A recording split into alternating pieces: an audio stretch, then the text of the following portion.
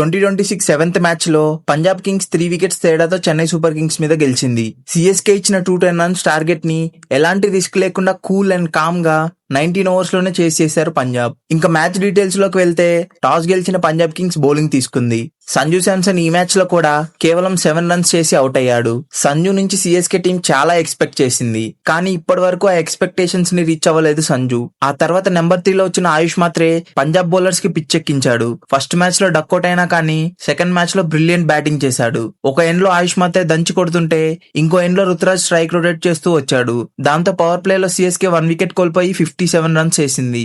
ఆయుష్ మాత్రే and Ruturaj Gaikwad ఇద్దరు second wicket కి 96 runs excellent partnership చేశారు. ఆయుష్ మాత్రే ఫియర్లెస్ అండ్ ఎక్సలెంట్ బ్యాటింగ్ తో బ్రిలియంట్ హాఫ్ సెంచరీని స్కోర్ చేశాడు. 10th ఓవర్ వరకు యాంకర్ ఇన్నింగ్స్ ఆడిన రుతురాజ్ ఇంకా యాక్సలరేట్ చేద్దాం అనుకుని షాట్ కొట్టిన ఫస్ట్ బాలే క్యాచ్ అవుట్ అయ్యాడు. ఆ తర్వాత చాహల్ బౌలింగ్ లో ఆయుష్ మాత్రే ఇచ్చిన 2 క్యాచెస్ ని డ్రాప్ చేశారు పంజాబ్ ఫీల్డర్స్. 73 రన్స్ చేసిన ఆయుష్ మాత్రే విజయ్ కుమార్ వైశాఖ్ బౌలింగ్ లో అవుట్ అయ్యాడు. ఆ తర్వాత వచ్చిన కార్తిక్ శర్మ కూడా కేవలం 1 రన్ చేసి అవుట్ అయ్యాడు. నెంబర్ 6 లో వచ్చిన Sarfaraz Khan super duper batting చేశాడు. సర్ఫరాజ్ ఆడినవి అగ్రెసివ్ షాట్స్ కాకపోయినా మంచి టెక్నిక్ తో కూడా ఫాస్ట్ గా రన్ స్కోర్ చేయొచ్చని చూపించాడు. జస్ట్ 12 బాల్స్ లోనే 32 రన్స్ చేసి అవుట్ అయ్యాడు సర్ఫరాజ్. ఇంకో ఎండ్ లో అప్పటి వరకు స్లోగా ఆడిన శివం దూబే స్పీడ్ పెంచాడు. నెంబర్ 7 లో వచ్చిన ప్రశాంత్ వీర్ షార్ట్ బాల్స్ కి బాగా స్ట్రగుల్ అయ్యాడు. ఇంకా లాస్ట్ 2 ఓవర్స్ లో దూబే ఎక్సలెంట్ బ్యాటింగ్ చేశాడు. దాంతో సిఎస్కే 20 ఓవర్స్ లో 5 వికెట్స్ కోల్పోయి 209 రన్స్ చేసింది. నిజానికి చాహల్ అయితే బ్రిలియంట్ గా బౌలింగ్ వేశాడు. రుతురాజ్ వికెట్ తీసుకున్నాడు and Ayush Mhatre catch 2 times miss అయింది. చాహల్ 3 ఓవర్స్ లో కేవలం 21 రన్స్ మాత్రమే ఇచ్చి 1 వికెట్ తీశాడు.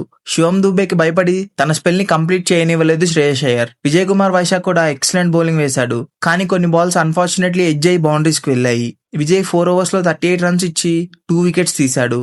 ఇంకా 210 రన్స్ లక్ష్యంతో బరిలోకి దిగిన పంజాబ్ కింగ్స్ కి మైండ్ బ్లోయింగ్ స్టార్ట్ వచ్చింది. పంజాబ్ ఓపెనర్ ప్రియాంచార్య సిఎస్కే బౌలర్స్ ని పిచ్చి కొట్టుడు కొట్టాడు. అసలు ఏమన్నా షాట్స్ ఆడా, 6లు మాత్రం సూపర్ గా కొట్టాడు.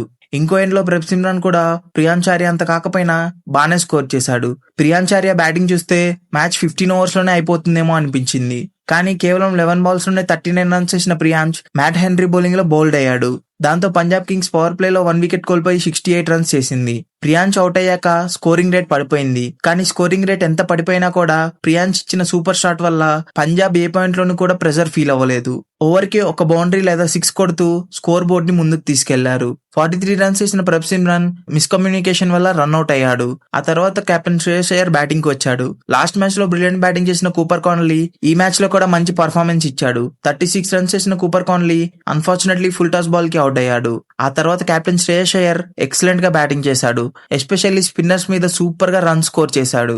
అలా స్కోర్ చేస్తూ హాఫ్ సెంచరీ కూడా కంప్లీట్ చేసుకున్నాడు శ్రేయస్ అయ్యర్. ఇంకా అప్పటికే మ్యాచ్ పంజాబ్ వైపు పూర్తిగా వెళ్లిపోయింది. లాస్ట్ లో వికెట్స్ పడి మ్యాచ్ ఇంట్రెస్టింగ్ గా మారుతుందా అనిపించింది, కానీ అది జరగలేదు.